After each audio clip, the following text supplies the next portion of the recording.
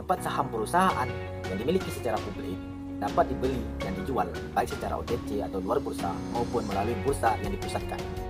Pasar ekuitas ini telah mengukuhkan dirinya sebagai ekonomi pasar luas, yang dengan begitu menawarkan kepada perusahaan atau negara yang dengan kemampuan untuk mengakses modal sebagai imbalan penawaran sebagian kepemilikan perusahaan kepada pihak luar yang tertarik. Saat ini, jika membeli saham suatu perusahaan, pada umumnya ini dikaitkan dengan peningkatan kekayaan perusahaan atau negara. Oleh karena itu, berdagang di pasar saham atau ekuitas dapat sama-sama menguntungkan bagi investor dan pemilik.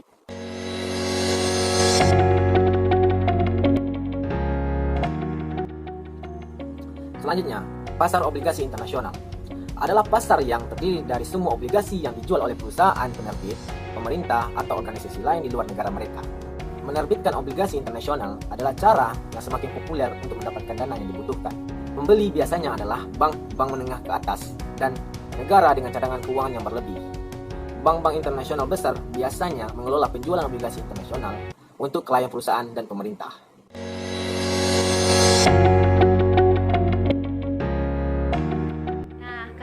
Saya akan menjelaskan tentang apa itu pasar keuangan dan perbankan internasional. Nah, teman-teman tahu tidak apa itu pasar keuangan? Nah, pasar keuangan itu merupakan suatu mekanisme pasar yang memungkinkan seseorang atau koperasi untuk melakukan penjualan dan pembelian dalam bentuk sekuritas. Nah, contohnya seperti obligasi. Nah, sedangkan perbankan internasional itu merupakan sebuah lembaga keuangan internasional yang menyediakan pinjaman kepada negara-negara berkembang untuk program pembelian modal.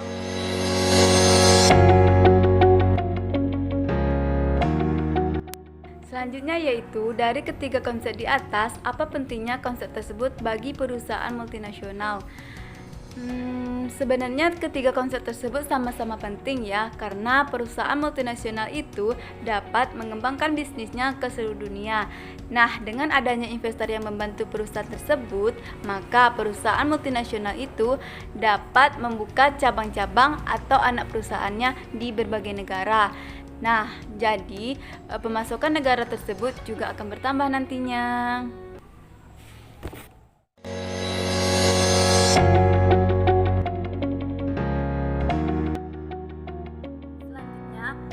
Bagaimana dampak ketiga pasar di saat pandemi COVID-19? Menurut pendapat saya, COVID-19 ini banyak menimbulkan berbagai macam dampak bagi ketiga pasar di atas. Contohnya, pada pasar obligasi internasional. Sebelum adanya pandemi COVID-19, sebagian besar pinjaman diperoleh perusahaan pada tingkatan teratas, ditambah dengan pertumbuhan pinjaman reverse yang dibuat untuk perusahaan dengan jumlah utang yang signifikan, yang diciptakan kerentanan dalam sistem keuangan. Kemudian, ada pun dampak yang sangat dirasakan yaitu pada tanggal 19 Maret, yang mana Bank Sentral Eropa mengumumkan program pembelian obligasi sebesar 750 miliar Eropa atau setara dengan 820 miliar dolar yang dinamai dengan program darurat pandemi. Langkah ini diambil untuk mengurangi gejolak pasar.